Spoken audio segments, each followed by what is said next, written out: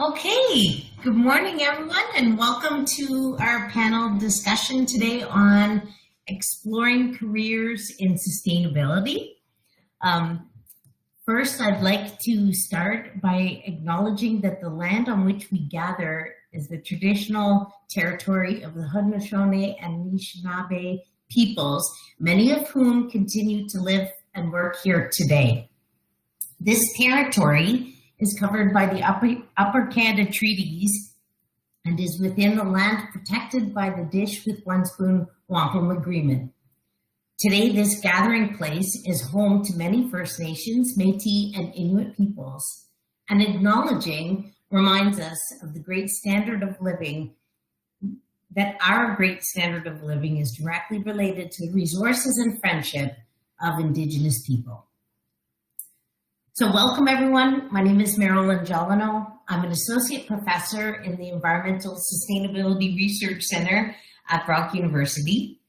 I'm also grad program director for our Master of Sustainability program at Brock, and I'm the instructor of this course. So welcome. We have current students in attendance as well as other faculty and staff at Brock and even outside of Brock. So this is great to have all of you here today on this a little bit chilly but otherwise sunny day here in the Niagara region.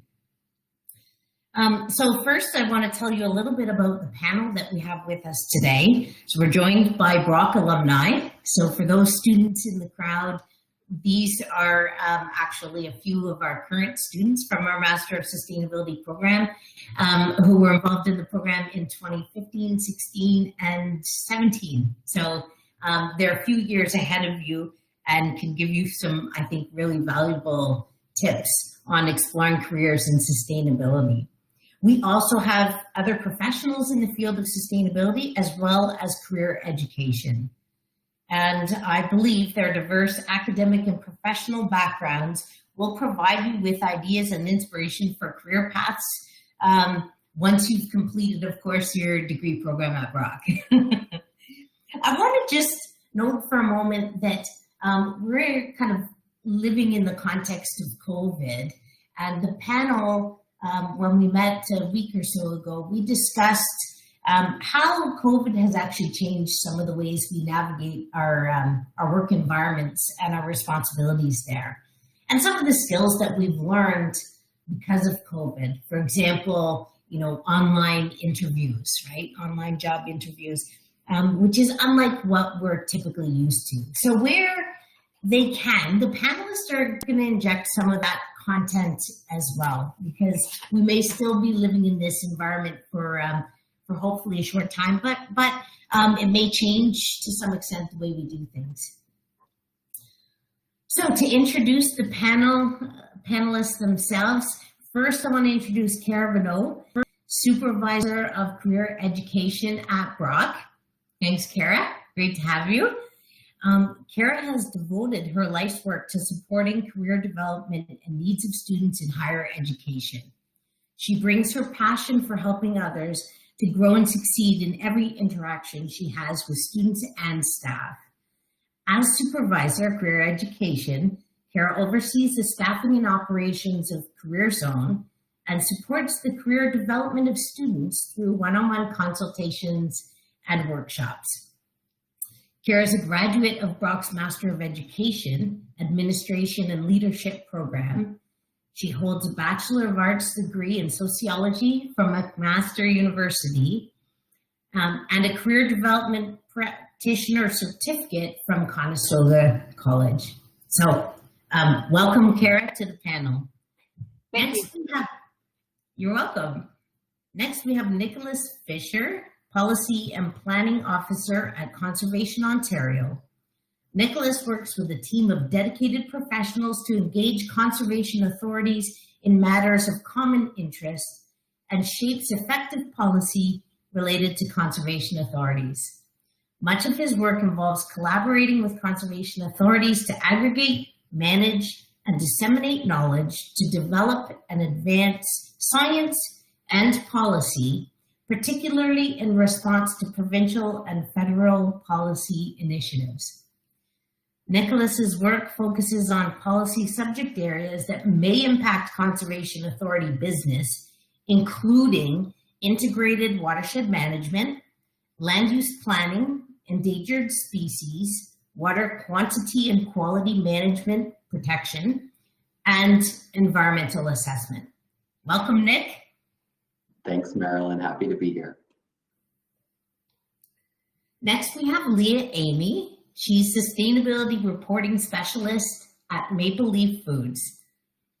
Leah leads the development of an annual sustainability report and all communications related to the company's sustainability performance to its key stakeholders.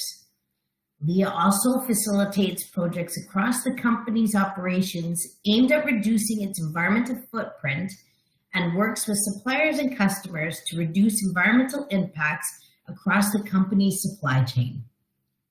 Going forward, much of her work will focus on navigating the ever-changing space of sustainability reporting and ESG disclosure, environmental, social, and governance disclosure, and supporting the company's long-term decarbonization strategy. Welcome, Leah. Thank you. Thanks for having me. And lastly, we have Kelsey Scarfone, Policy and Campaigns Manager at Nature Canada. As a Policy and Campaigns Manager at one of Canada's oldest national nature charities, Kelsey works on advancing conservation across the country by advocating for the expansion of protected areas for lands, freshwater, and the ocean. The role blends policy analysis and government relations with civic action and aims to engage Canadians to support government action and investment to address the escalating biodiversity crisis. So that's a lot in one. Thanks for having me. Good to be here. In one go, but great to have you here. So thank you to the panel. How we're going to run the panel discussion today is I'm going to ask the panelists a series of 5 questions. We've dedicated about 10 minutes per question for the panel to respond. I ask participants to think about the questions they'd like to ask the panel. We plan to entertain those questions at about 12:10 to 12:30. And what I ask is that you just place the name of the person you're directing your question to, unless it's just to everyone on the panel. And then I'll read out those questions, and hopefully we can get to most of them from here. So audience members, there's a chat box for you to enter your questions in, and you can put those in towards the end of the event. All right, so sit back, and I hope everyone enjoys our discussion here. We want to keep it relatively informal and allow the panelists to just kind of jump into the conversation where they see fit. And so I'll start with the first question. What were the challenges or opportunities that you encountered along your journey from being a grad student and then transitioning into the workforce? Were there any unexpected circumstances that led you to where you are today in your career journey? I can start. The main challenge for me was finding a job right away after the program. And it actually took me around 7 months to land my current position. But that being said, I wanted to find the right job for me, one that I really wanted, not just the first one that came my way. So, with that challenge came a lot of networking opportunities that I wouldn't have sought out, I don't think, or had those opportunities if I had landed a job. So I was engaging in conversations with everyone I knew to try and meet people in the industry.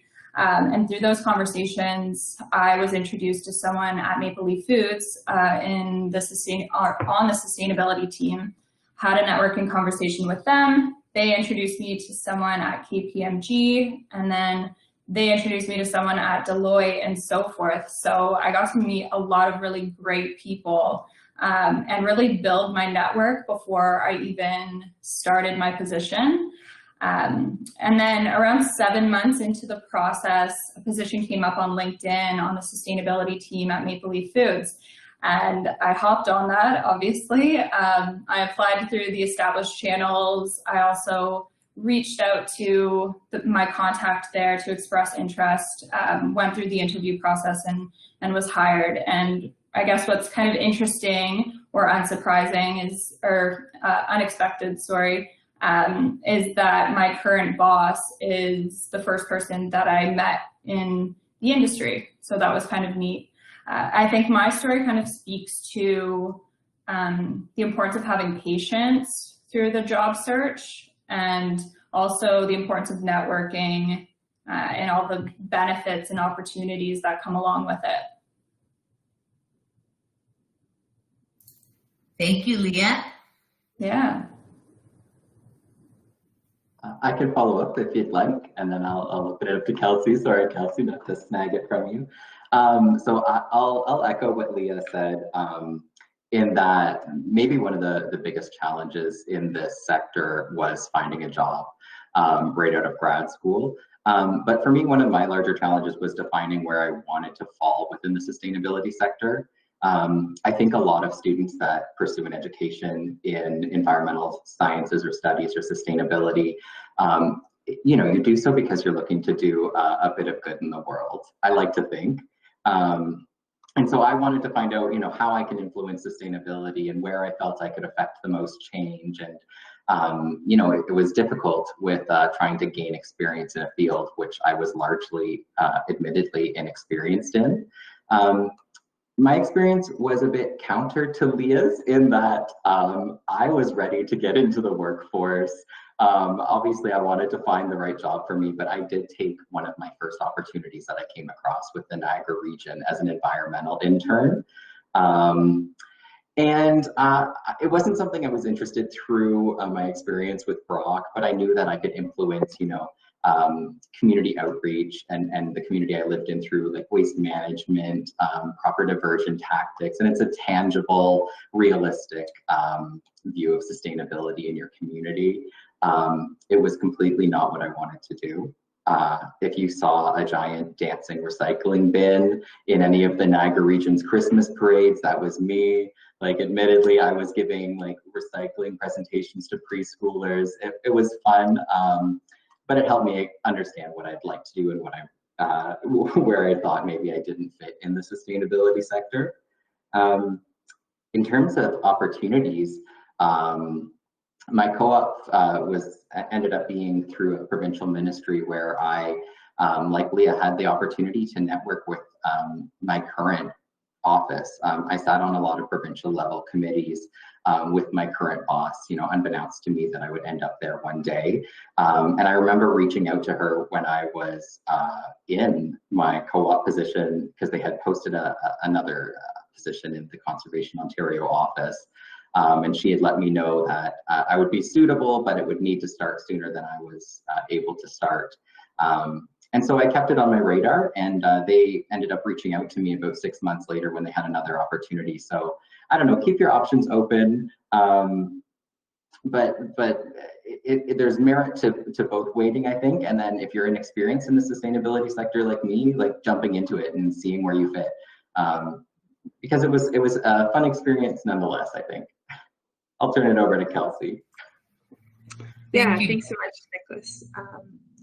I feel like I had a similar kind of experience in that I didn't get started right away. So after graduation, I worked in a restaurant for 6 months in Toronto, which I had just moved to kind of from the Niagara region and didn't really know anyone. So it was a great way to kind of get settled in the city actually and make some friends and that kind of thing. But I was definitely, watching the job boards. And I think there's just so many streams in the environmental sector that I didn't even realize were sort of career options.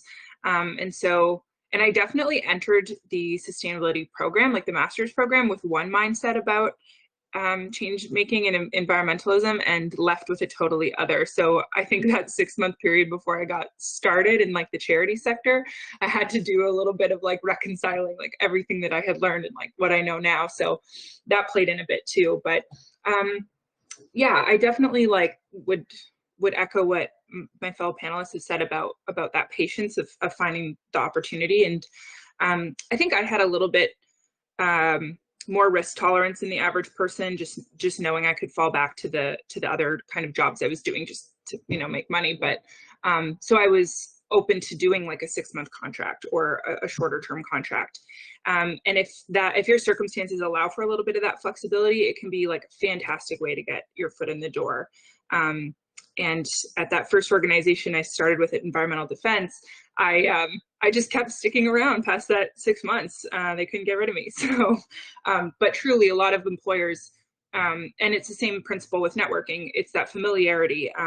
It's really actually hard, now that I've been on the other side of the table, really difficult to find good talent. So when you're familiar to, you know, an organization and they're really, you know, they like your work and they know you a little bit, you have a way better chance of landing a position and, or extending contracts into a full-time permanent type of arrangement. So that's what I would say.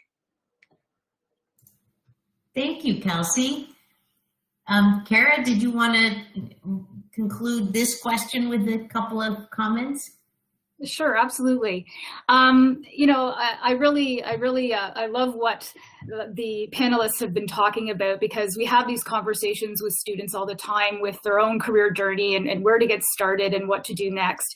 Because I think, you know, the transition from graduate student to the workforce isn't necessarily all that clear for many people.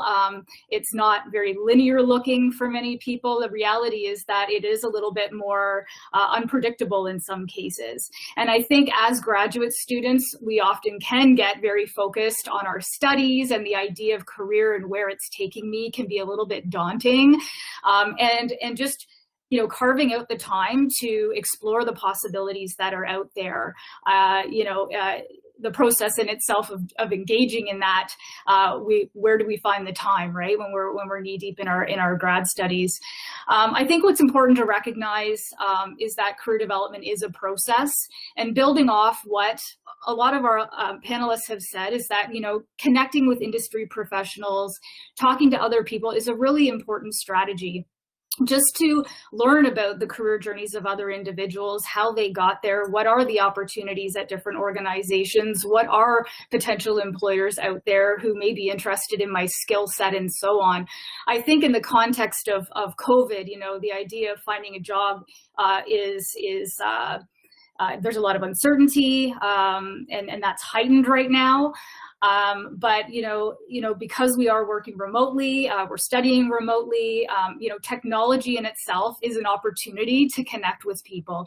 Many of you are probably familiar with a tool called LinkedIn, and you know, through tools such as that and other kinds of software, there's a lot of opportunity to position ourselves in an online capacity and network with employers much easier and from all over the world. So I think that is a great opportunity. The other thing I'm hearing is around the idea of being flexible and taking risks. Your first job may not be your dream job, and I think it's okay to know that. You know, career development really is about discovery and where you fit into the field. So I think that, you know, taking a contract opportunity and see where it goes, or, you know, making time to connect with individuals, get networked into your industry are all great ways of, you know, helping you support your next steps. So just a couple of things to kind of bring that together. Thank you, Kara. I think there's such huge value in also trying out different positions, because, you know, sometimes it's just as valuable to know what you don't like as to know what you do like. Another piece too, a few of you have mentioned, you know, getting experience, right? And that experience can come in different ways. So, you know, I've heard from a panel from last term where we talked about co-op opportunities, and a panelist mentioned, you know, get involved in a social media campaign and show leadership that way, right? On on a resume, you can state how you led that campaign.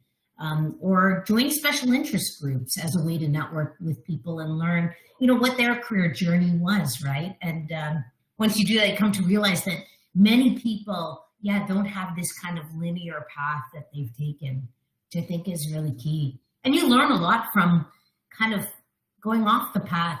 I call it off-roading a little bit, right? And I think that's good. It also is experience. Thank you. That was great. We'll start with question 2 now. What work did you want or have to do to get to where you are now? And how did your co-op position at Brock facilitate this transition, or did it? Do we like our order so far? Should I go first again? Sure, go ahead, Leah. So I knew since day one of the program that I wanted to work in the corporate world. I didn't necessarily have a preference on industry, but I knew I wanted to be involved in the world of business. So I really just ensured that all the decisions and choices that I made throughout the program were tailored to that or served that purpose. So from choosing the right supervisor to taking relevant courses, choosing an appropriate MRP and thesis topic, and also going to attending sector-specific events and conferences, and then, of course, my co-op position as well. So my co-op position was at General Motors, GM, and I was the sustainability coordinator there, and I loved it. It was such a perfect position for me, and that really validated my interest and desire to continue working in the corporate world. So I gained a lot of experience in that position in corporate social responsibility, corporate sustainability, and I'm sure that experience did have an influence on landing my current position. Thank you, Leah. Okay, I will go next. So I'm sorry, Leah, this is the second time. I'm nothing wrong with either career path, but I'm going to say, like, opposite to Leah, I knew I wanted to work in the public sector, and that's just our personal preferences on where we wanted to end up. I knew, as I said, I wanted to work in some sort of capacity in the policy world, because that's where I felt I could, really set the stage for how sustainability unfolds in the province, whether private or public sector. We have these overarching pieces of legislation and policy that guide how sustainability happens. So similar to Leah, like my co-op was tailored to that desire. I ended up co-oping with the Ministry of Transportation's Environmental Policy Office. I had some really great colleagues who, obviously saw me as a bit of free labor for the summer, as I'm sure co-op offices do, but really worked with me to help me navigate where I fit in the policy world. So I was exposed to a variety of different aspects of this world, where it was maybe, conducting a jurisdictional scan for different policies across Canada, or proposing policy directions to senior leadership teams. And they really gave me a great deal of flexibility in that position. So it was really helpful in developing these skills. I also would say my MRP was quite tailored to this. I didn't enter the Brock SAS program thinking I would do my MRP on what I did. I came in from an international development background. I was all about human rights and food security, and I struggled at first trying to relay or convert this career path into sustainability. And so I worked with my supervisor, and Marilyn was my co-supervisor, which was excellent, to develop a research topic that still had these overarching themes of what I came into the program, of what I wanted to look at: agricultural viability, food security, but really tailored to a policy context. And it was very helpful to have that research experience facilitate my future employment experience. I'll turn it to Kelsey. Yeah, awesome. Thanks, Nicholas. It's really interesting how the three of us have like such different paths, but it's just kind of cool to see, because I was sort of a blend. I went into the program obsessed with the concept of CSR, thinking that was totally where my career was headed. And then my MRP kind of uncovered some parts of my perspective I guess I didn't know was there. And the more I learned, the more I was like, okay, maybe this isn't exactly what I want to do. But and I'll just maybe share with everyone, especially if you're like heading into a co-op season, I was one of the people in the cohort who was like fully panicking about the co-op placement. Like it came kind of late for me. It was compared to like, you know, some of my folks in the cohort with me were like landing these great jobs with like Government of Canada and like MTO and like these, you know, in the corporate world, and these great like co-op placements. And I was just like really down to the wire for getting placed. But this opportunity came around with an organization called Water First. And so they're a charity that works on ending boil water advisories by adding capacity to First Nations in a variety of different ways. But they had a Canada Summer Jobs grant type position available. And so that ended up working out really great for the co-op requirements. We were able to like kind of adjust it a little bit to work it with the program. But it totally opened my eyes to what a charity was all about in this space. And I knew charities did great work, but I didn't know the extent to which they can actually influence policy or the corporate world as well in the different ways that charities work and advocate.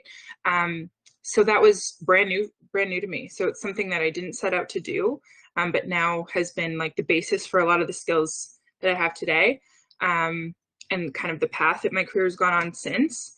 And it's, yeah, not only is like the co-op important, but then what comes after I think is also really important. And the Brock program sets you up to do this well on like, you know, building an online brand and having your LinkedIn account and things like that. So the skills from the co-op course I kept using, but it's really marketing what you learned in that co-op as the kind of launching pad for the next kind of entry-level position that you're headed towards. So it's not just the work you do there, but the way that you talk about it for the next phase.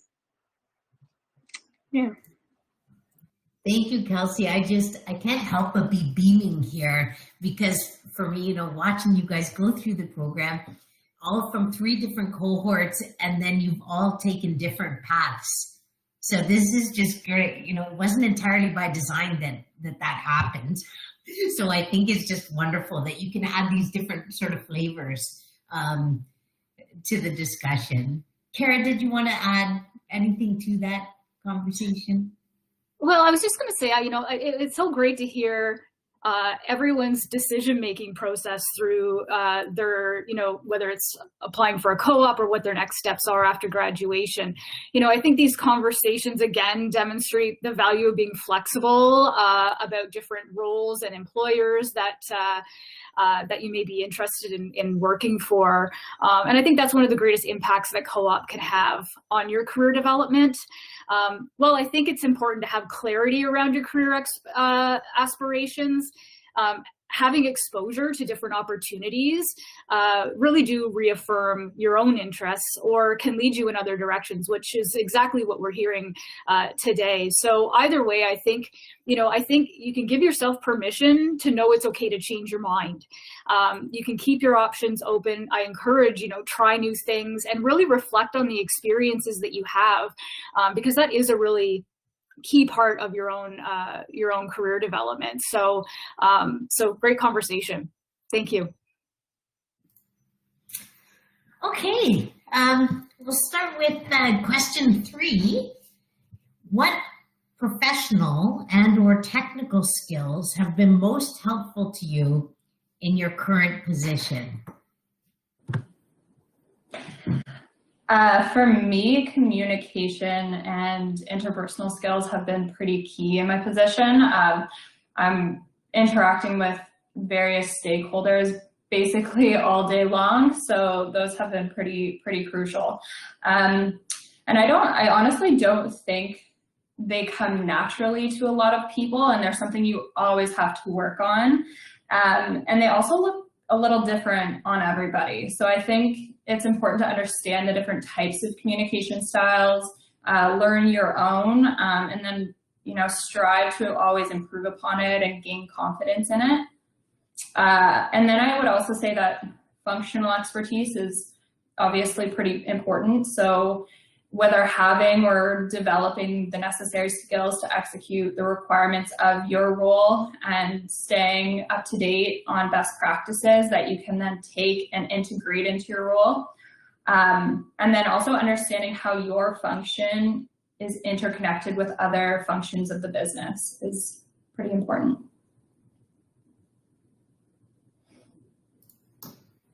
That's great, Leah. Nick, I feel like you want to go next. Absolutely, sure. You saw me unmute or something, or the smile. I'm gonna start by echoing one of the things that Leah said, which is interpersonal skills. Especially in my line of work, and I know Kelsey can speak to this because Kelsey, a fun fact, Kelsey and my career path have crossed quite frequently. And I think I first realized this when I just wandered into a conference we were both at that Conservation Ontario puts on, and I recognized her from the SAS program. So it's a small fishbowl. Like it's the exact same people you'll work with across a broad range of agencies or organizations throughout your career, or so I'm finding, like 2 years into it. I don't know. But interpersonal skills, like the ability to communicate effectively with a variety of audiences and, like Leah said, stakeholders. Where I work, we are a member services organization, which means we provide services to conservation authorities. But in doing so, we deal with a lot of agricultural organizations or provincial ministries or environmental NGOs, Indigenous communities, and even private citizens. So there's a strong need to be able to adapt, your language, your verbiage, and your presentation style, and your overall engagement style to who you're speaking with, and in order to sometimes relay, very complex subject matters to a huge audience. And I'm sure everyone on the panel can speak to, like, in this sector, you interact with a lot of sometimes very, very passionate people across a wide array of agencies and walks of life. And their passions can come from their, personal lived experiences, or like their family experiences, or what they're experiencing in their own organization. So being able to adapt your approach is hugely helpful. I'll also say, like, a few other professional skills that I found really helpful were project management. So I will give a big props to the SAS program. I don't know if you still do the project management course, and I know it was like, I don't know if I did that well at it, but I work in a relatively small office that serves, thousands of members. And in that business, we also, have side contracts with different agencies. And so being able to, jump from project to project at any point in the day and juggle those needs is really helpful. And then I guess the last is obviously policy analysis and interpretation. And I don't want to just drill that home like, oh, I'm a policy person, but I am, right? That's my lifeblood. So being able to understand policy proposals, and first of all, understand what they mean, and then understand how they're going to impact what's currently in place is a big part of what my organization does. So that would probably be one of the more important skills in my line of work.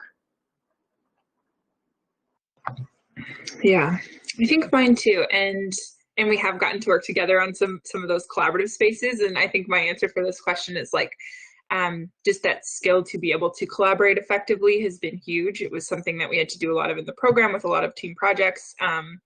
And I know for some people they're great, and for some people they're painful, but the more you can be like, good at working in a team, for my line of work anyway, is a huge skill. Obviously if you're more of a physical scientist person and you're like, that's where your skill set is in that lab, you can sort of map your career path to that. But for me, collaborating has been huge, and NGOs, environmental NGOs in particular, it's a major part of the sector because a lot of us are, compared to some of the other stakeholders on the playing field, are quite small. And so we often kind of band together and find common ground from a variety of different organizations and form these coalitions. So being able to kind of negotiate positions and like positions on different policy and things like that is something that is an art and a science, and I think the teamwork in the SAS program is a good basis for that, because you're working on kind of these complex projects together. The other skill that I really took with me, but then had to work on quite a bit starting the career was writing, and just how many different styles and forms of writing that you kind of have to do in this line of work. So there's things that are really formal, like funding proposals and policy briefs and super technical.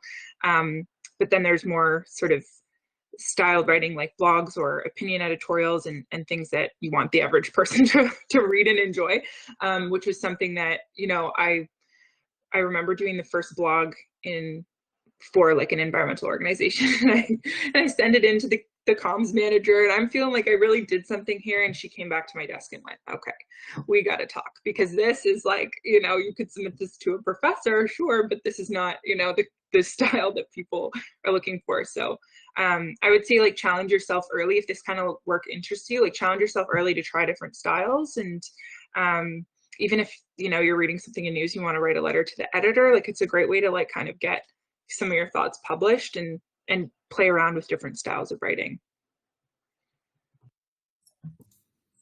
Those are some really great pieces of advice. We have our students now engaging in some of these, you know, blogs, for example, because it's true, right? Learning how to write as an academic is one thing, but then to, you know, be able to communicate to many different audiences is just so vital, and in many different formats. Thank you all. Kara, did you want to add some comments there? Just a couple of things. You know, I think the skills conversation is really an important discussion to have. You know, when it comes time to talk about your education and your experiences in a resume or in a job interview, the skills piece is quite significant. So, you know, we've recognized that, you know, articulating your skills can be a challenge for some, and then, you know, translating those to potential employers is a whole other aspect of that. What's really great is you're hearing about these core skills like communication and interpersonal skills, you know, project management, collaboration, writing, all of those kinds of things, which are very, you know, integral to what you're doing as a grad student, right? So I think, you know, it's important to be reflecting on the ways in which you're using those skills currently, so that you have stories to talk about when you are, you know, meeting with employers and you know, explaining to them what value you bring to their organization. So, you know, employers are expecting you to talk about those kinds of skills. So I think, you know, looking at your education, whether it's, you know, what you've done through your grad seminars or your MRP or your thesis or whatever work you're involved in, and then of course your other experiences like part-time work or volunteer or your co-op opportunity, you know, they all are helping you enhance a variety of skills. So thinking about what those skills are and how you're using them, the impact that those skills are having is really key.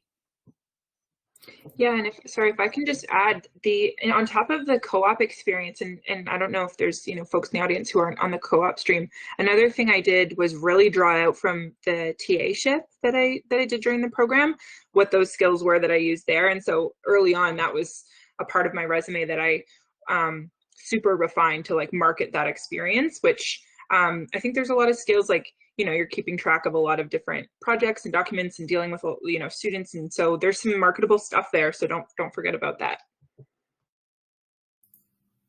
Those are some really great points that you both make. Yes, absolutely. And there are many workshops, even free online workshops that you can participate in, or some of those through LinkedIn Learning at Brock. One thing I want to add is that, you know, this skill set around writing and interpersonal skills and communication, I think, is ever more important in the context of COVID. I found that, we require, better communication, and in writing is often, instead of those exchanges we would have in the hallway, that often would happen, or in an office now, have you found that not to steal questions from the students, but I'm imagining the students are probably thinking, here we are in this context, how do we develop those skills, or how do we sort of demonstrate that we have those skills in this context? Do any of you want to address that or think about that for later?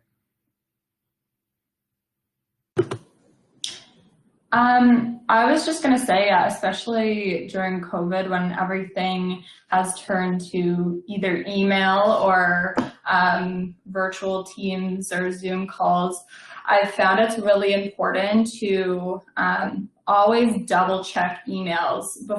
It's so easy to type something up and send it right away, but like rereading to make sure that you have all the appropriate elements, to make sure that your tone is sounding professional. Those have been super crucial. And then I also think there's etiquette to be learned for virtual communication as opposed to in person. And there's actually training on virtual communication now, and how you should, lean forward when you're talking and lean back when you're finished talking. There's so many different things that you can learn in the virtual setting that will probably help with communication going forward in this context. Those are some excellent points. Yeah, absolutely. I found that many of us have really had to scramble to try and not only master the software, but then also this new way of communicating. So those are some really great points. I'm glad I asked that question. Okay.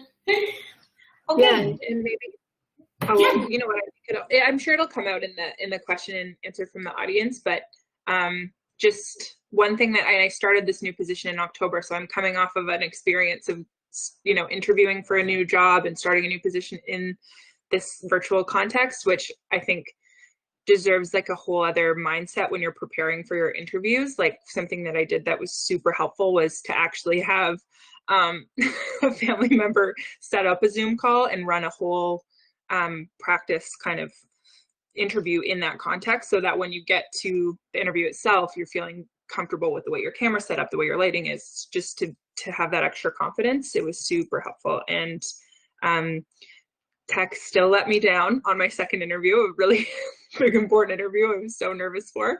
The whole network crashed, but luckily it crashed in Ottawa too for my interviewers, so they were understanding. But everything you can do to be like as prepared as possible for the virtual context is really good, and just shows that it's another skill that you're marketing actively, right? That you're adept to this whole context that we're in.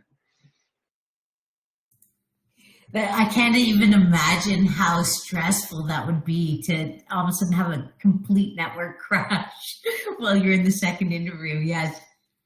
That's great. Yeah. Thanks. I appreciate Yeah, go ahead, Kara.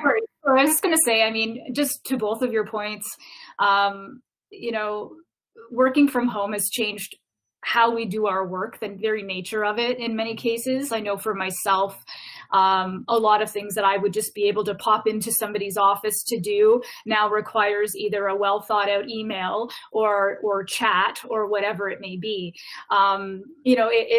We've had to learn to adapt to a new way of doing things, or think creatively and innovatively about how we deliver service and programming in a virtual way that we've never done before. So I think, if anything, the COVID situation does help us exercise our innovation skills to higher levels, I think. But, with the virtual interviewing and preparing for that, yes, there are some standard things that I think still apply based, from basic job interview strategies. But to your point, Kelsey, the practice element is really key. And I just wanted to say, through career education, we do have some web-based interview practice tools where you can create questions and record yourself and see, what your body language is like, how you're communicating, and so on. But I think what's also important on the job is, even though, there's a lot of reliance now on written communication, through whatever medium we're using, but it's how important it still is to have some face-to-face on camera time to be able to communicate with one another. Because I think, it's easy to get hidden behind the technology, where I still think if you are able to and build in those opportunities for connection through video calls and so on, that it is truly important, truly important. All right, let's go on to the next question. When you think back on your time at Brock, what are the most important decisions you made or things you did that helped you to get to where you are now? And you might have already addressed it, but I just open it up to the panel for anyone who wants to add anything here. I would say my response would be similar to what I said before, just ensuring that the choices and decisions that you make serve a purpose or serve to help you get towards or closer to your career aspirations. And I guess another thing I would add, but I kind of want to save it to like my big piece of advice, is just taking all the opportunities that you can to gain experience and exposure and challenge yourself. Yeah. That's a great point, Leah. I always have often said to students, make yourself feel uncomfortable, right? And that is really not a pleasant thing to do, but sometimes you have to push yourself into uncomfortable places. And because I tell students that means I have to do it too, which is, not always easy, but you learn, and that's how you build that confidence, right? So that's great. And did anyone else want to add anything to that one? Sure. Yeah. I can add something. I know I didn't really prepare a response, but I will say, and I've mentioned this before, one of the things that really helped me get to where I was now was, adapting a very grand idea of what I was going to do for my research in the SAS program to something that reflected, where I live and the communities I'm in and the political context I exist in. And I think it came from two different academic backgrounds for sure. But that I've referenced that before. The other one, and I hope everyone is taking this as these are my lived career experiences. I'm not an expert, but another was really getting my head around not getting so wrapped up in the need for like designations and certifications to be competitive in the field right out of school. I don't know about my other panelists, but I was like, okay, I'm going to go to the Brock SAS program and I'm going to graduate and I'm going to have a little MS behind my name, and then I'm going to go get my environmental professional certificate, et cetera, et cetera, et cetera. And I remember sitting down with someone in the co-op office who just said, coming out of school, you're already going to be competitive. From your master's program. You don't need to spend all this extra time and energy in trying to get these designations. Not that they're not helpful. If it's your passion to become a planner and you want to be an RPP, go for it. Or a professional engineer, absolutely. And they're useful and they will open doors for you in the field. But don't get hung up on that being like the be all end all in this sector, because it's not, and you'll find that. The other thing would be, I was pretty bold in my co-op, and I encourage everyone to be bold if it's something that you're comfortable with. I remember a month into my co-op asking, can I lead the call with the director of our division, who I've never encountered before? And they were like, okay, sure. And obviously there was some apprehension behind it, but I don't know, I think I did a fairly good job, and it opened the door for more opportunities for me to facilitate meetings and to me to interact with, various levels of staff in my organization. So if you're comfortable, putting yourself out there and being bold and maybe stepping outside of what you think those boundaries are for you, go ahead and do it. It'll reward you, I think, in the long run. Yeah, I just want to add one small thing, and then we can move on. But something at Brock that I found super helpful was actually how the co-op office, and I forget what course this is, like, I'm the elder alumna here, but so I forget what point in the program it came around, but there was, I'm pretty sure almost like day one, it was, okay, here's your online brand and here's how to best make use of a LinkedIn profile. And even as far as like Twitter, and for the kind of NGO campaigner and even just policy making space, Twitter is like a very casual place, but matters. And so I started using my LinkedIn and Twitter as like an extension of my professional self, where Twitter's a little bit more like fun and personal, but I still consider it like what an employer might look at or what someone I want to network might look at. And then LinkedIn, obviously a lot more of a professional kind of vibe to it. But those pieces are, for my career path, are really important actually. And so starting in day one of the program and being on there, like, you know, as a student and then afterwards, has helped me continually build a bigger network so that I wasn't starting kind of from the ground floor when I entered the workforce. So that's something I learned at Brock that has been actually huge. Yeah.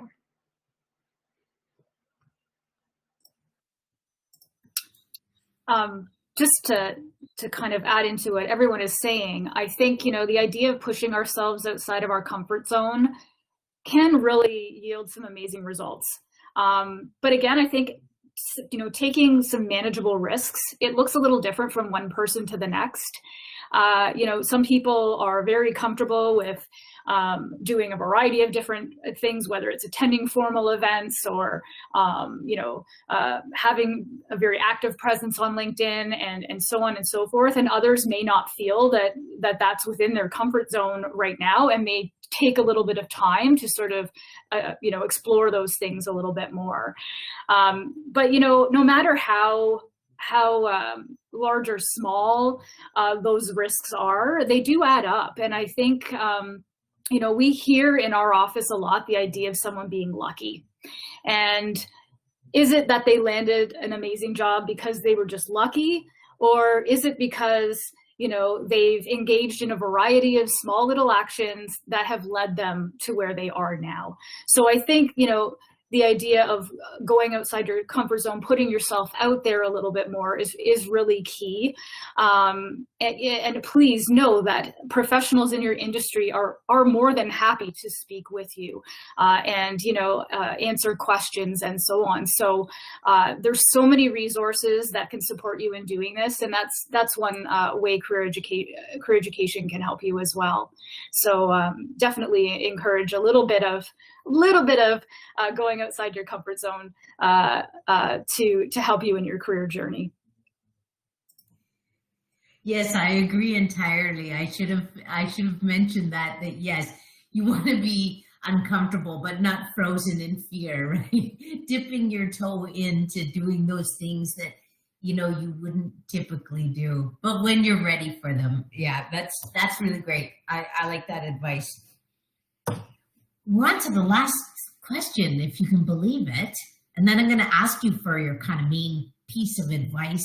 Then we'll get to some questions. So the last question for the panel is, how do you incorporate change making in terms of sustainability in the environment into your current position, given the current crises that we face? So Maple Leaf Foods is a leading consumer protein company in Canada. And as a large company, it is our responsibility to use our scale and our size and our power to create meaningful change.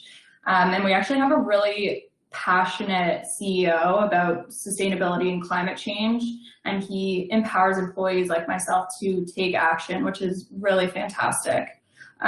So a big focus for me and my team right now, and where we think we can make the biggest difference in the world, is reducing the company's greenhouse gas emissions. And that's both at the operational level, so scope 1 and 2 emissions, and across our supply chain, which is scope 3 emissions. So right now we're in the process of developing a long-term decarbonization strategy, and I'll be responsible or involved in rolling that out, which is kind of exciting.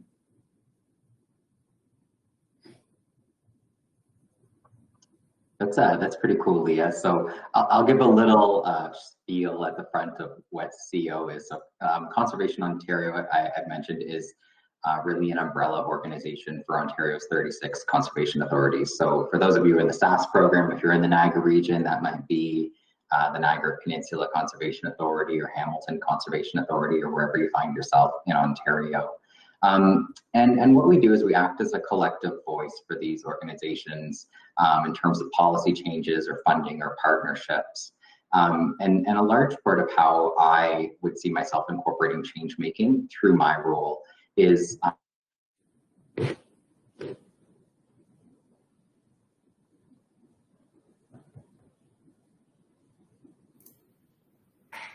okay, I think we've lost Nick for a moment here. He's frozen on my end too. Yeah. Okay, why don't I really quickly go ahead and then, oh, are you back? I think so. I'm sorry. My family's working from home now. So when did I cut off? Pretty much at the beginning, Nick. Well, I was talking away. Change making, and then like a large part of how I incorporate change making is through advocating for effective policy for conservation authorities. I use the term advocating and not necessarily lobbying. It's a bit of a lobbyist organization, but not in the sense that some NGOs are lobbyist organizations. We often partner with the province to develop policy for conservation authorities. And so what that means is we can create positive policy to help them do their work in protecting drinking water sources, protecting people and their properties from flooding and natural hazards, and continue their work through stewardship programs. So you might be involved in tree planting programs or agricultural partnerships throughout Ontario. I think the second part of the question was like change making given the current crises we're facing. And so if you're a resident of Ontario, you've likely encountered a conservation authority at some point in your life. You might be going for just a hike in a conservation area, getting a permit for your new house, participating in those community events. Or going to like a nature school. I know I did when I was in elementary school. And so conservation authorities have become a huge part of almost everyday life of Ontarians to protect their communities and, particularly from natural hazards in the time of climate change, which is only, exacerbating hazards.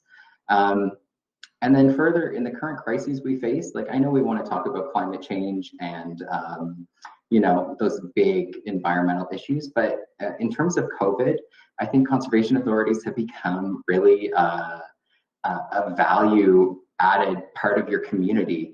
I don't know how many times, if I kept track, that I've been out for hikes in conservation areas throughout this, or they're protected like nature reserves. So I think COVID has really helped us value that aspect of our communities. And so it's really great to be able to work with an organization that helps protect and enhance that for Ontarians.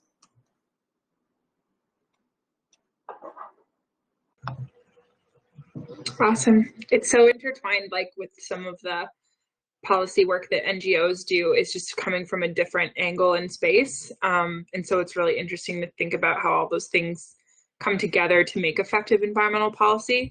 And so Nature Canada, particularly in my role, is really like focused on, yes, it's lobbying, but it's really advocating. And so like, I don't want people to think like lobbyists or lobbying is a dirty word, because all sectors do it, and it's how policy is made, right?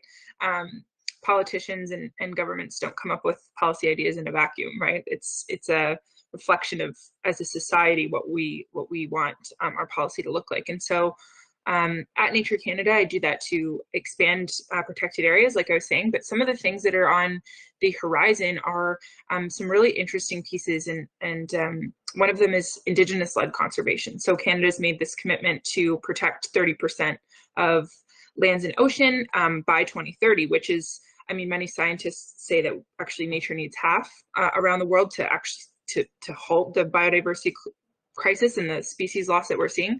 But the 30% by 2030 is the ambitious target that we're trying to push, all countries to adapt, but really looking domestically at Canada, that's what we want to see take place.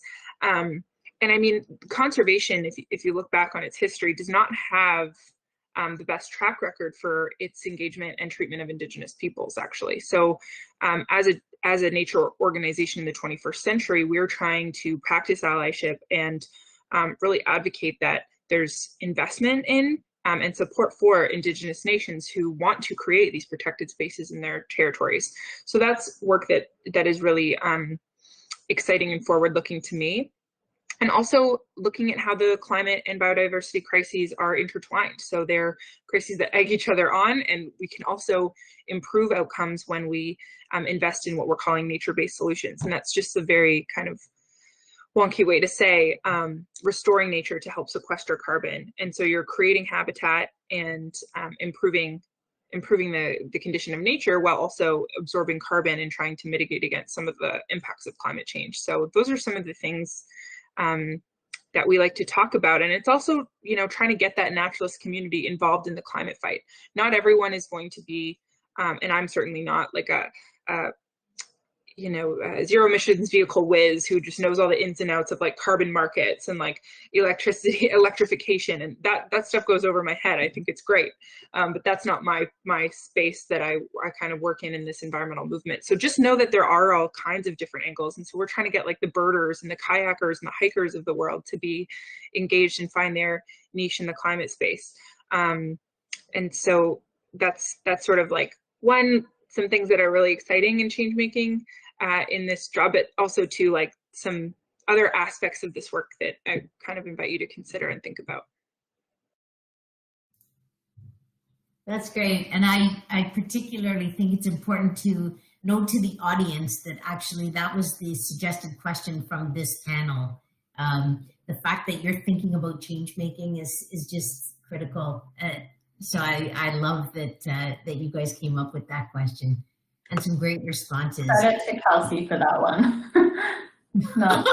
It was a team. Yeah, that's all Kelsey. Yeah. No, we all get into this line of work because there's something wrong with the way things are going in terms of climate change, and sustainability to me is like, it's a funny word because it implies that other things are going not sustainably, which is the case, but it's just this real moment we're in our society where we're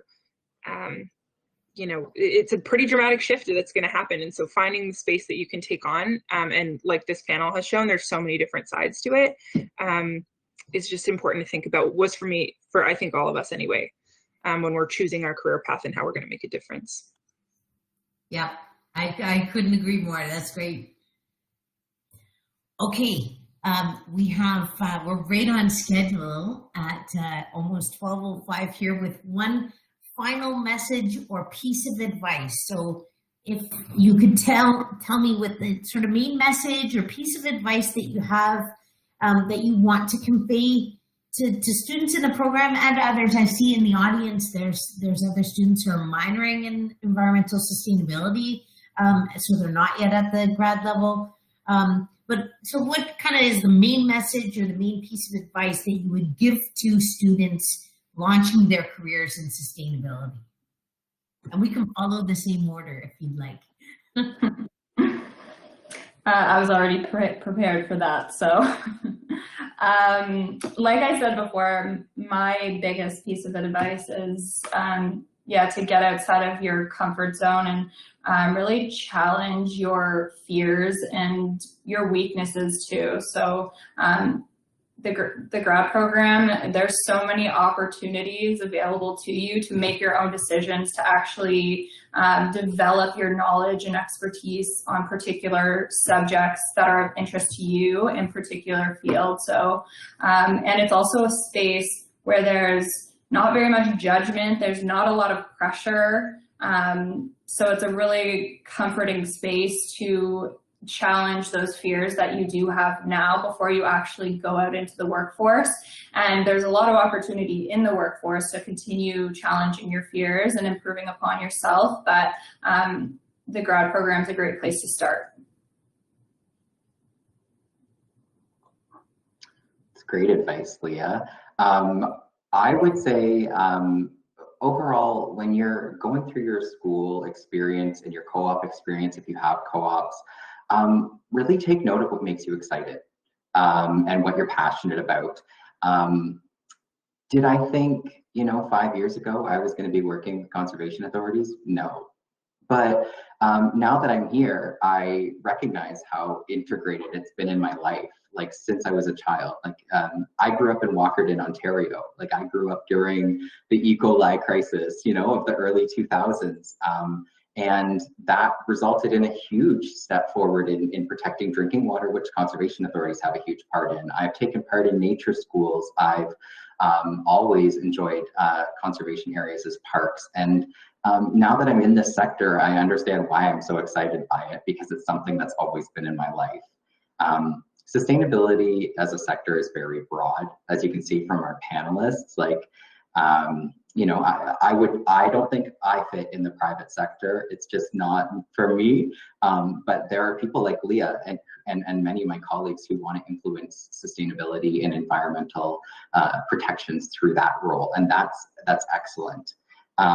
But because it's a broad sector, it can be overwhelming to find your place. So like I said, I'm of the position to try out different roles and see what excites you. Sustainability can be very rewarding and happy. It can also be very sad and depressing to work with this subject matter. But I think all of us do it because we know that in each of our agencies, we're making a tangible, realistic change that we can see in the world, and it feels really, really good. And before I go, I'd say play up your Brock cards. I put this in my notes, but both my manager and my general manager and my supervisor all went to Brock in various capacities, and it was a huge talking point throughout our interview. So don't undervalue where you've gone to school. Like, oh, I just went to Brock. I just went to, I went to Trent before this. Like, no, I went to Brock University. And I've encountered a lot of people that do, and it's always helped me maneuver my networking. So there's more of us out there than you think. So, Kelsey. Yeah, that's true. Yeah, I've come into met a lot of alumni since as well.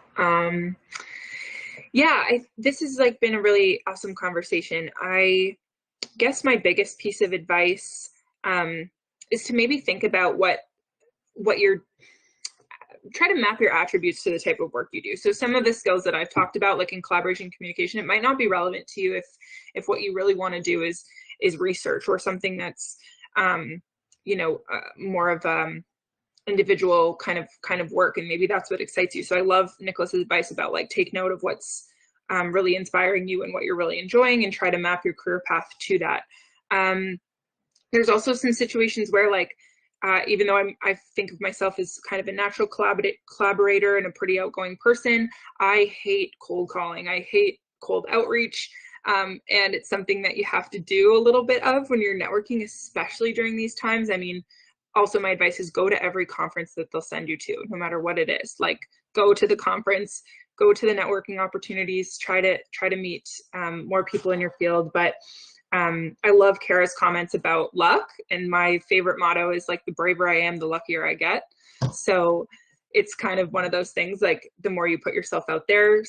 For me, it still doesn't get easy. I'm trying to do some outreach with some different kind of groups right now in my current position. And as I'm hitting send on a cold outreach email, I'm ugh, just cringing. But sure enough, they're coming back. We're going to have conversations, and then you're okay, that wasn't bad at all. So that's my biggest piece of advice, I think. Yeah, just try to be brave and you'll get lucky. I think, Kelsey and Nicholas and Leah have hit on so many amazing points, and it makes sort of my last comments really simple. I think one thing I would say is try and carve out some time to look at careers. It doesn't have to be a ton of time, but getting started is half the battle. And don't be afraid to ask for help. I think it's really, really important to know that there are so many resources, services, workshops, people available to help you with your next steps.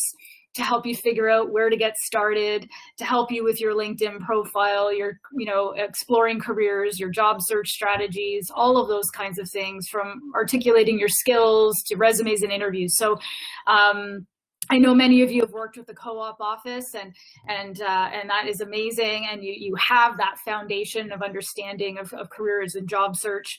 But as you look to graduate and move on and transition to the world of work, that's where career education comes in. So we're here to support you in any way that we possibly can. So please take advantage of the services that you have. They're available. The personalized services are available to you up to 1 year after graduation, but you do have a lifetime of access to a lot of the online resources that live on our Career Zone platform. So happy to help in any way we can. Can I just add?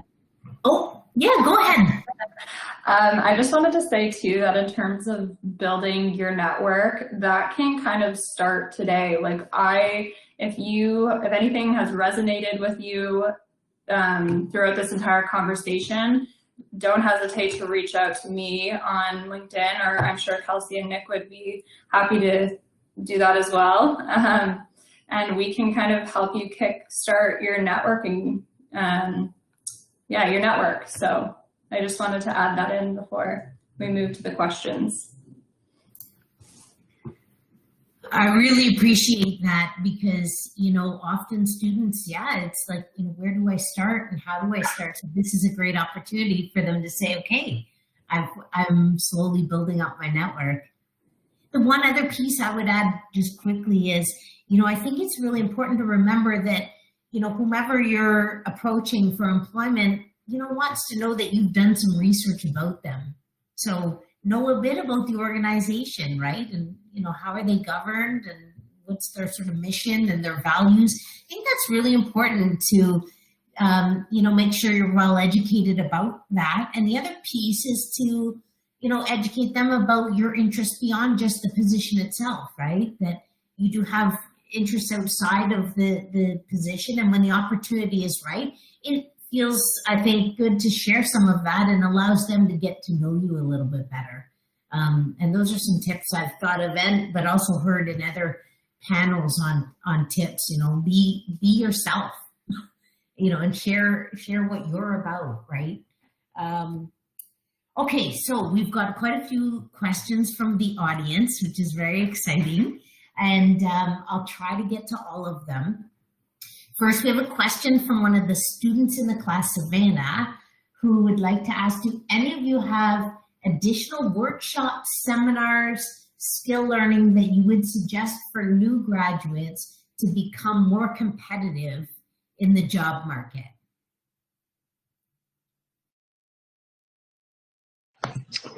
I think for my line of work in kind of the NGO space, volunteering is huge. So if there's an organization, especially locally, like really in your community, that you think does great work, like just try to find a way to volunteer with them. You'll meet great people, and maybe you'll get to try out a new skill. Like I not very well, but I try to help out with social media for like this park. Friends of a park group that I am involved with, and I'm not the best at it, but it's super helpful to them who, that's a skill set they needed. So it's something I get to practice. So that would be my suggestion. I would, I'd follow Kelsey and say, I know I referenced this before, but following the Brock program, I did wherever possible, both financially possible for myself and, timeline wise, took courses to get credits towards project management certifications. I think no matter what sector you're in, it's one of the most valuable skills. I think, Kara, you had mentioned that Brock has LinkedIn Learning. There are valuable courses, Project Management 101 there as well. I know the Brock course in the SAS program is helpful as well. But those are skills that you'll take with you everywhere. So it's something, instead of just saying on a resume, oh, I can do project management, your employer will want to know what that meant for you and in what capacity you undertook that. So having a bit more knowledge about that would be helpful, I think. Yeah, if I could just add to what Nicholas is saying, you know, I think it's important to not only just look at maybe some external training that's available, but also what's happening at Brock. There's tons of things going on all the time for professional skills development. So I'm not sure if this group is aware, but the Faculty of Graduate Studies does have what they call the VTE professional development website. The SHIFT conference, which I know is something that has been held the last probably 6 years, that I know our offices collaborated with FGS on. We are looking at mid-May to offer a series of speakers and workshops to help with the very things that are being asked for. So I think leveraging those opportunities, just seeing what's happening even with career education. I mean, if it's things related to career job search, LinkedIn, you know, the practical, tangible skills of finding work, resume writing, interviewing, all of those kinds of things, that's like definitely connect with us. We have an events calendar on the careerzone.brocku.ca platform that houses all of the upcoming events, whether it's employer events, career fairs, workshops, and so on that site. And just I'm gonna make a small plug here for the grad send-off event that's happening on February 9th virtually. If you're graduating this year, you may want to consider registering for that and having the opportunity to connect with some employers and explore opportunities that way. So a lot of things that are happening, and a lot of great online resources for job search. I won't add too much. All I was going to say is that I know there's a website, and I can't remember which one it is, but it has a list of all the different conferences and likely now webinars that are happening in the environmental space. So if I can find that, maybe I can send it to Marilyn. And then I also know Eventbrite has different webinars that you can join for free or $25 or something like that. So you can check that out too. Those are excellent bits of advice. Yes, thank you, Leah. I would appreciate that if you could send that. That'd be great. Okay, we've got quite a few questions here, and I'm aware of the time. So there's a question coming from an undergrad student. He's got a background in biology, and he's taking the minor in environmental sustainability. His name's Matthew. His question is basically, you know, this is a pretty interdisciplinary field. He's nervous about the sort of social science pieces because of his very focused science background. And he's wondering, you know, if you've had a similar experience that way. You know, this is a common question from students, right? Contemplating sustainability science and thinking that their science background might leave them ill-prepared to pursue a career in sustainability science. Do you have any, have you had that experience, or? I can speak to it briefly, but I will preface this by saying I don't come from a science background, and I'm thinking that might be the reality for the panelists. I don't know. We're all hesitant. I'm going to speak to it from my family perspective. My younger brother and I have very similar career paths, but he is in fact a scientist. And he actually entered into, through his grad program, more of the social side of the science to assist with his job search. So that's not to say that when you're so very focused in your core sciences that jobs are unattainable. And I know lots of people from my program did great science work around, I don't know, dendrochronology. Who knows, right? That's not for me. Who are working in their field, and it's often a more applied, practical sense of sustainability science. My younger brother entered into the more social side of it through his grad program to round out his skills. And so I think what you're doing, Matthew, right now in taking a minor in this sector and participating in this program particularly is really helpful. because when you come to the point of entering the workforce, you'll have your very technical background, but also those very valuable interpersonal social skills that will help you be not only competitive in the job field, but also like very attractive to employers. Like I'm speaking from my experience working with conservation authorities, the balance of science and community like partnerships and engagement is invaluable. So I don't know if anyone else has any points, but that would be my perspective.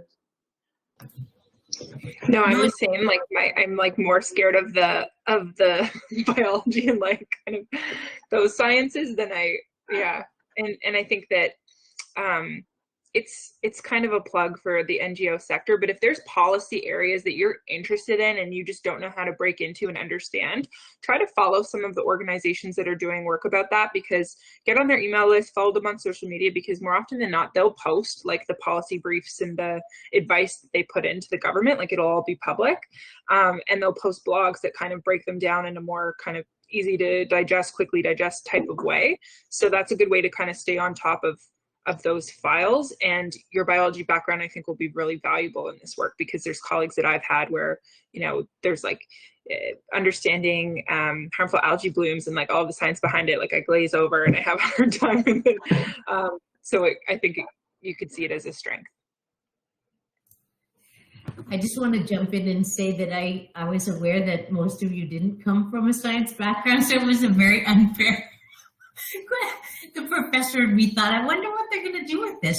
But that is a question that a lot of people ask, and that's what I love about sustainability science, right? Is really bridging this gap between this sort of social science and the and science like biology, chemistry, etc. And we really need both, you know, to understand climate change. You know, and thinking about flooding and why it and how it happened. You also have to think about the impact it had on citizens and all of those other pieces and the costs associated with that. And so it's a very interesting question. And we even have a student in the program with a background in medical sciences who is comforting Matthew by saying that, you know, look, I had no experience either. And I love the program, right? So, and I think it's because we don't say that you know, aren't welcome in the program because of that background. And it's the sort of different perspectives that students bring to the program that allow them to really think carefully about the challenges we face and how we need to take this kind of transdisciplinary approach to solving these environmental sustainability challenges that we face, right? So, and hearing these multiple voices. So that's really great. I love that. So thanks to Michelina for providing that piece to Matthew. A few other questions I'm going to have to kind of summarize. Kelsey answered one of them already, which is great. But some students, I think, are still thinking about what are some of the suggestions for webinars and whatnot. So, so that's I think information we've already covered. We can look at that a little bit more, but some students are asking, you know, for example, for Nick and Kelsey, you know, they're interested in a career in the public sector and want to hear a little bit about some current projects. Do any of you want to elaborate on maybe just very quickly a current project that you're working on? And how are you doing that in the context of COVID would be helpful too. Ryan's also asking about SAS 5PO3, right? Problem solving in the environment.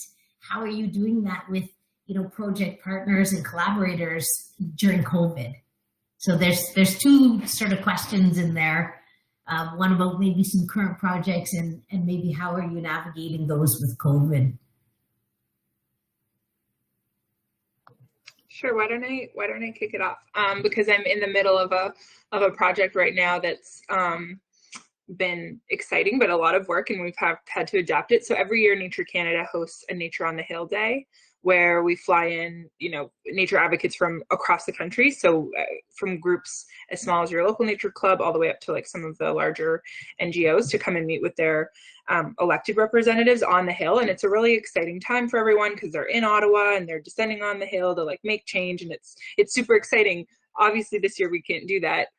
So we've had to make some big changes and bring it all virtual. And so it's trying to think about like, do we need more space? We decided to hold it over 2 days instead of all jammed into 1 day. Zoom can only have so many meetings running at once. And so just thinking about some of the practical limitations and running them through beforehand before you get too far in scheduling.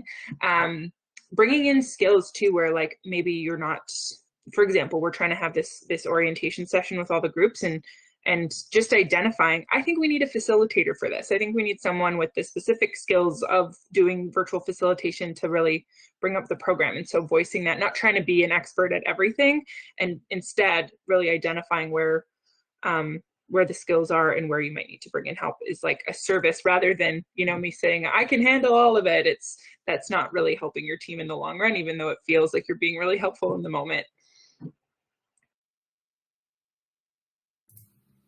Yeah, I would have to agree 100%. I think this was directed towards Kelsey and Nick, but I can just hop in quick too. A lot of the projects that I'm actually involved in are kind of like inherently virtual. So I guess some examples are we're doing like a life cycle assessment on different proteins. So meat versus plant protein, what is the entire life cycle from cradle to grave and environmental impact on compared between the two of them.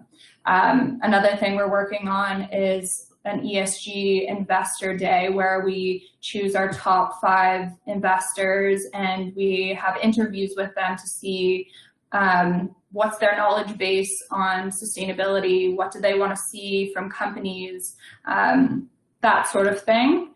So yeah, just a lot of different virtual projects that we're working on, and because we're an essential service, our facilities are also operating. So we are implementing more of those like energy, water waste reduction projects at those plants still too. I'm just going to hop in very quickly, and unfortunately, I don't know how much I can speak to some of the projects I'm working on right now, but those that are in the public sector, and to give you an idea of at least themes of types of things I work on, I'm very involved right now with Ministry of the Environment regarding modernization for environmental assessment, and I can like see Kelsey's lips just curl into a smile because it was a large area of contention. And so a part of what we're doing is trying to, again, influence positive policy through that modernization process. It's public knowledge now that the Conservation Authorities Act is undergoing a review, which will shape our mandate and how we deliver programs and services. So that's a very big ongoing file for me. But again, it's a lot of policy across a wide range of issues. I think also one of my other projects is around water quantity management in Ontario. So we get involved across the board, but I don't think I can give very many specifics, unfortunately. No, we can appreciate that, Nick. I get that you can't always elaborate on specifics, especially when you're sort of in the public domain like we are here. I just want to say it's just such a delight to be grad program director and to see all of you thriving and doing so well in your careers. And I'm so thankful. And I know the panel, including Matthew, who's saying thanks, Michelina, and thanks everyone else. But faculty, staff, and students and guests are all saying thank you so much for such an informative panel. So from the program, I want to say sincere thank you for coming and sharing your thoughts for the last hour and a half. And, I think this is really valuable for students contemplating careers in sustainability in our program and beyond. And Kara, it was so nice to have you as well, you know, from a careers perspective, sharing your knowledge and expertise. We really, really appreciate it. So huge round of applause from the entire audience through me for a great panel. And thank you so much again for offering to, you know, be available if students want to reach out or others want to reach out to you. Thanks for having us. You are most welcome. All Thanks, right. Marilyn. Thanks so much. Thanks, guys.